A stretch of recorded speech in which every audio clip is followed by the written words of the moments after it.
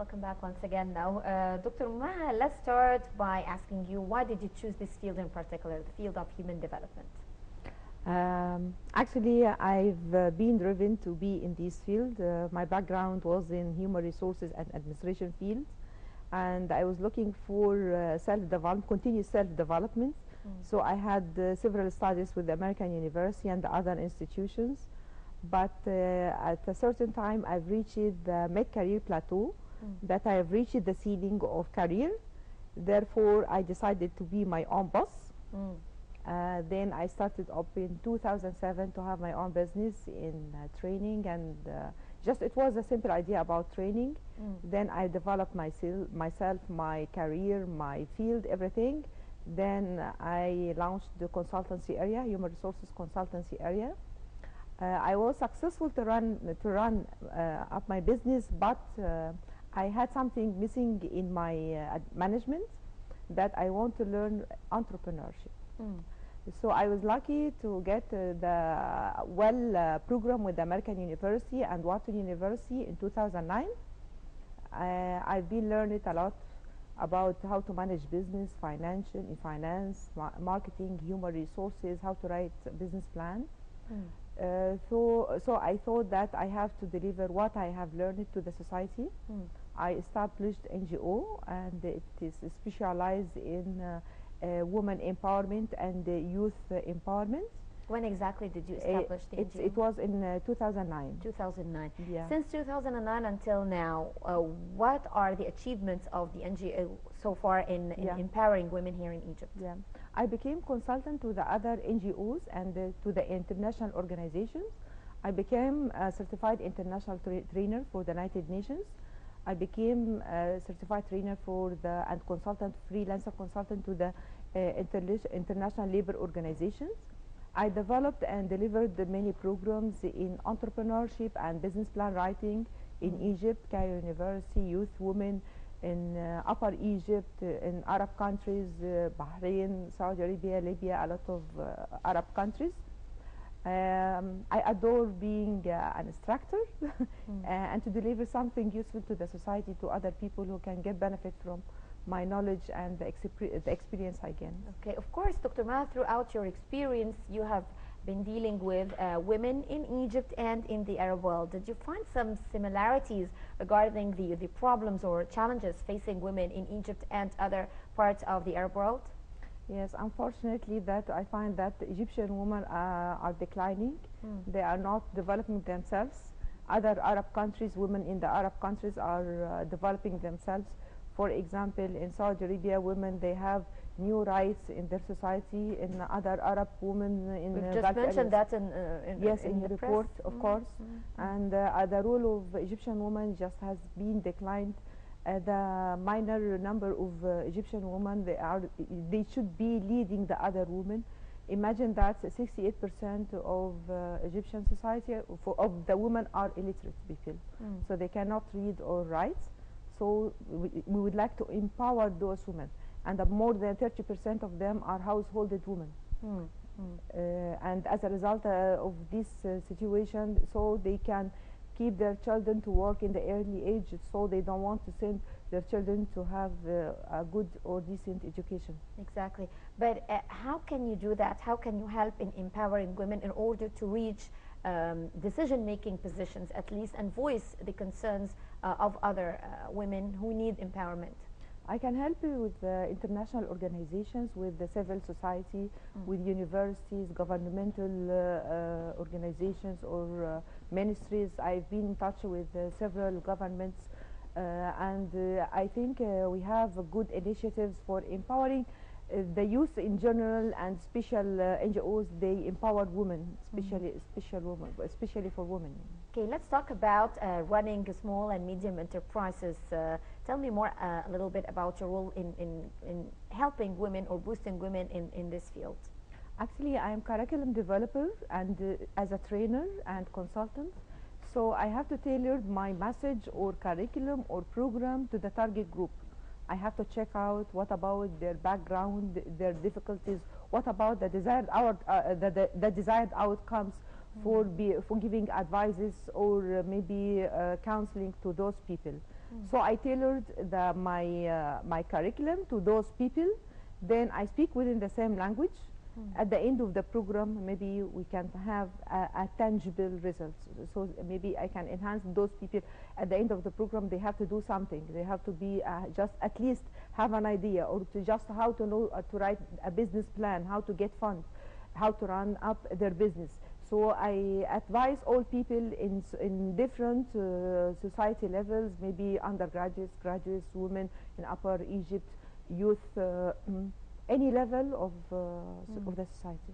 I've been told that Egyptian women, particularly the women in Upper Egypt, have a natural gift of management and running businesses, although they might not be educated or receive the efficient support they need, but it's a natural gift they have. And with a little bit of help, such as the kind of help that you offer, they become very successful women. Yes. Is this true? Yes, it's true. I was lucky to keep in touch with those people in Upper Egypt, and just to teach them how to run up a small business or micro business, even though it starts from their home. They have to check out about their skills, knowledge. Maybe they can let the other family members help them in raising up animals or selling vegetables or something like this.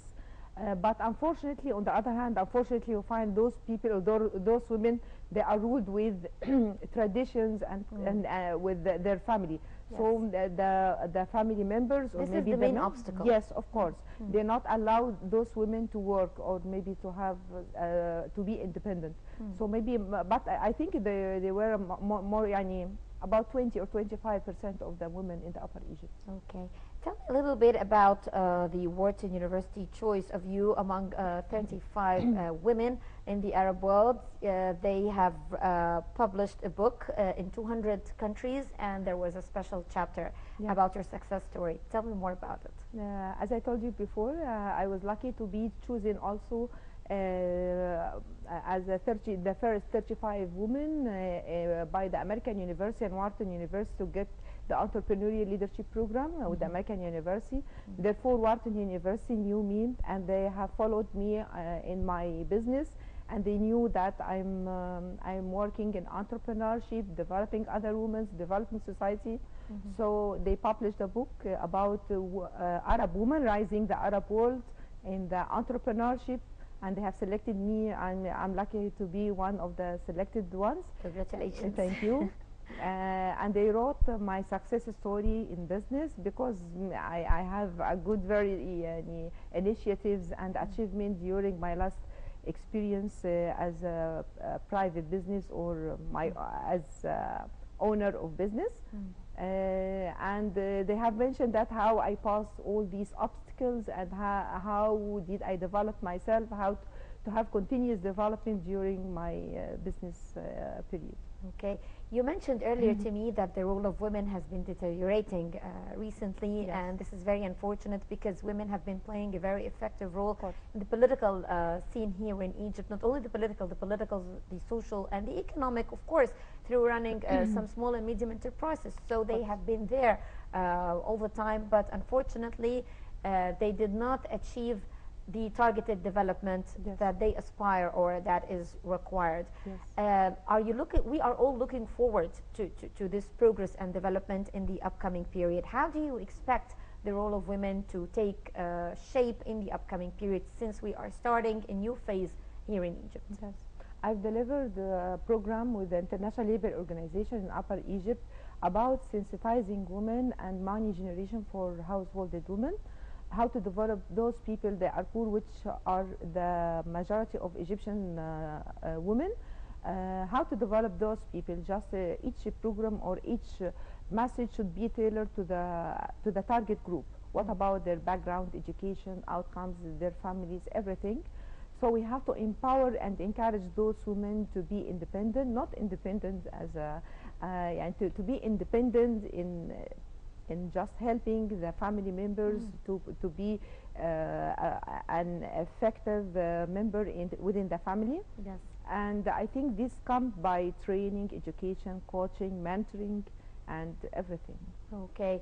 Well, my final question to you, Dr. Maha, is about the importance of studying human development in general. Now that we are going through some political developments, we are approaching the presidential elections. Do you think that a presidential candidate with a background or with special understanding of human development would have a better chance in running for the elections? Of course, of course. In what way? By leadership, by good leadership, by how to reach the people mind, how to be a good leader, how to affect their thinking and everything. First, at the beginning, we have to look after the problems for the Egyptian society, which means that it's very difficult nowadays, Yes. as you see, high unemployment rate, unstable economic or political situation in Egypt. So the role of the forthcoming president will be very, very difficult, because he's going to hold a big problem due to unstable also safety. We are not safe country right now, so it's very But difficult. understanding the human development science is very important. Of course, in this case. it's very important. Each one should develop himself. Nowadays we can see strikes, revolutions everywhere, and violence in the street. I think if those people just to learn how to develop their skills, knowledge, attitudes, their mentality and everything, they would never go in the street and destroy the country or maybe hurt their colleagues or something like this. Of course. Well, Dr. Mahgoup, a human development expert, I enjoyed very much talking to you. Thank you very much for coming to you, and congratulations once again. Thank you. Thank you. And with that, ladies and gentlemen, we come to the end of this edition of Women's World. Hope you've enjoyed it. We'll be meeting you again next week, same time. Till then, it's goodbye.